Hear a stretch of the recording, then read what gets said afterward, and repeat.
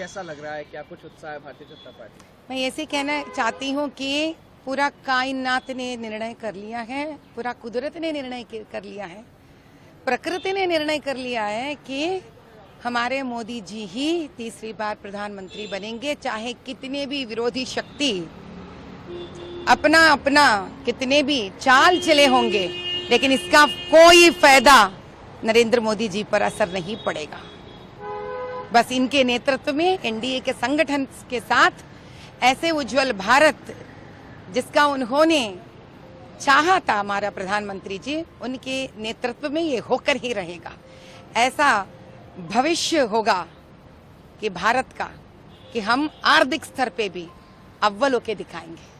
लेकिन मैम विपक्ष तो लगातार टारगेट कर रहा है इस गठबंधन को, कह रहा है कि ये साल भर भी सरवाइव नहीं कर पाएगा, ये नीतीश नायडू डिपेंडेंट अलायंस है, ऐसे तमाम बातें, ऐसे तमाम कटाक्ष जो है इस गठबंधन पर किए जा रहे हैं। मैं आश्चर्यचकित नहीं हूँ, क्योंकि कांग्रेस का तो यही चाल रहा, कांग्रेस का ये अनुभव रहा।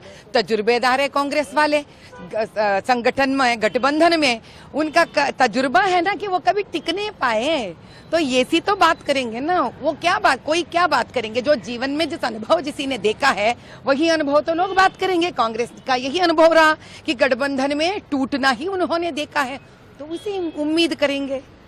तो मुझे कुछ आश्चर्य नहीं इस बात पर, तो उनको वैसे ही सोचते रहने के लिए बोलिए, क्योंकि ये जो गंदी राजनीति की चाल करते करते करते वो शायद ना थके, लेकिन देश थक गया उनसे, इसीलिए फिर से मोदी जी ही प्रधानमंत्री बने हैं।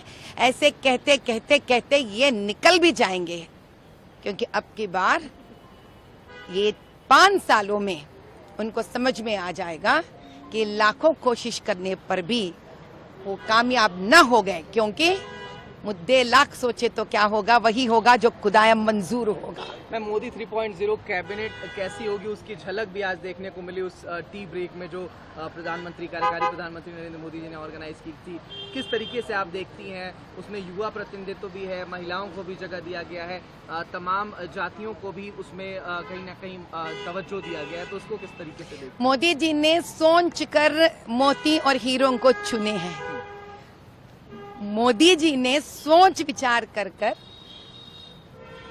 मोतियों और हीरों को चुन चुन कर लेके आए हैं, और हमें यकीन है और सारा भारत देश को यकीन है, इन मोतियों और हीरों से इस देश को इतनी ऊंचाई के ऊपर लेके जाएंगे कि वहां से अगर देखा जाएगा तो भारत विश्व गुरु का नाम कायम कर कर रखेगा। और मैं ही प्रार्थना करेंगे हर भगवान से, देवी देवताओं से, कि उनका आशीर्वाद बरसाए मोदी जी पर, उनका नेतृत्व पर और एनडीए के गठबंधन पर। सीडब्ल्यूसी ने हाल में उसकी बैठक हुई, रेजोल्यूशन पास किया है। कांग्रेस के बड़े नेता है राहुल गांधी, उनको अब लीडर ऑफ अपोजिशन के लिए कहीं ना कहीं एक रेजोल्यूशन पास किया गया कि Rahul Gandhi leader of opposition बने, मतलब नरेंद्र मोदी जी के खिलाफ में बैठे संसद में, तो उसको किस तरीके से? बैठने दीजिए, कुछ सीखने को मिलेगा उनको।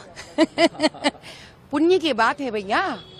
नरेंद्र मोदी जी जैसे लीडर के सामने अपोजिशन लीडर बन के बैठने के लिए पढ़ना पड़ता है, होमवर्क करके आना पड़ता है, समाधान देना पड़ता है, कभी मौन रहकर सुनना पड़ता है, इससे उनका व्यक्तित्व बढ़ेगा।